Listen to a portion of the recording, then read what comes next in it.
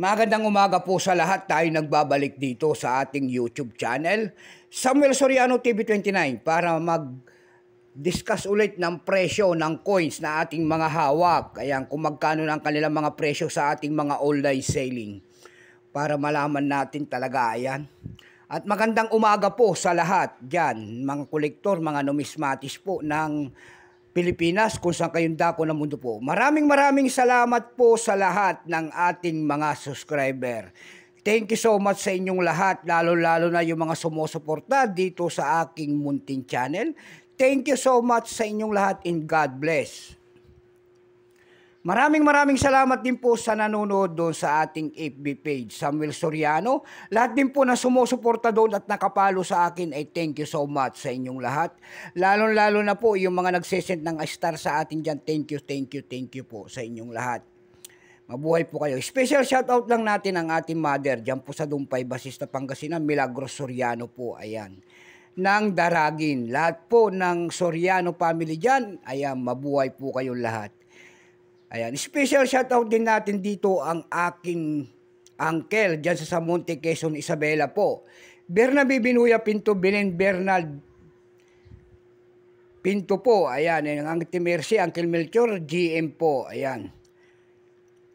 Dyan po sa Samonte, Quezon, Isabela, lahat po ng Pinto family and then Soriano family. Ayan. Binabati ko po kayo na magandang umaga po sa lahat ng Ilocano. Yun naman po hindi pa po nakapag-subscribe dito sa aking YouTube channel. Anyayahan ko lang sana kayo at malaking tulong na po o bagay ang inyong gagawin. Tulad ng pagpindot ng ating subscribe button, like and share para ma-update ko kayo sa mga latest ko pang gagawin mga video po. Meron na naman tayong pag-uusapang barya guys at ito po ay barya po ng World Coins. Barya po ng Sweden. Excuse me po. 1 krona. Ayan, 1 krona. Sweden po, year 1990, baka mayroon kayong mga ganyan mga coins, bultuhan po ang ating mga bili sa mga ganitong mga coins. Bago tayo magsimula sa ating talakayan, kilalanin mo muna natin siya para makita natin ang kanyang price. Issue po niyan ay Sweden.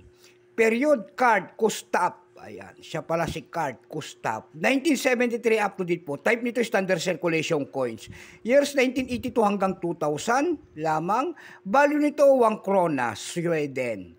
Currency krona, 1873 up to date po. Composition yan ay copper nickel.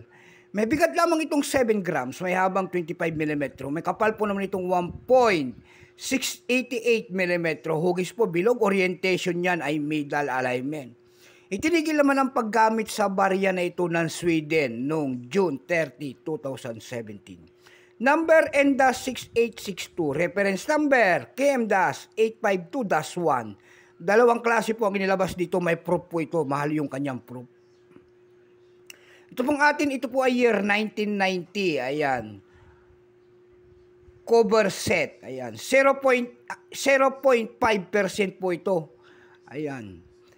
Kung ilang piraso naman ang ginawa ng Sweden sa barya na yung hawak natin, ito po ay 6,203,000 piraso po. Wala pa pong presyo na may bigay ang ating mga kolektor at mga numismatis sa ating barya na hawak. Ayan, wala siyang appraisal price kung tawagin o selling price. Bago tayo magsimula sa ating talakayan, ayan, tingnan natin ang kanyang presyo doon sa ating ebay.com. Doon sa ating ebay.com, nakakita tayo nagbebenta doon ng $4.95. Nasundan ito ng $4.80. Yung pinakamalit po doon ay $3.99. Dako tayo sa pangalawang website, sa Carousel PH. Sa Carousel PH naman po, mayroon tayong nakita nagbebenta doon ng 140 pesos. Nasundan po ito ng 100 pesos. Ayan lamang po ang ating may babahaging kanyang presyo. Keep safe po sa lahat and God bless.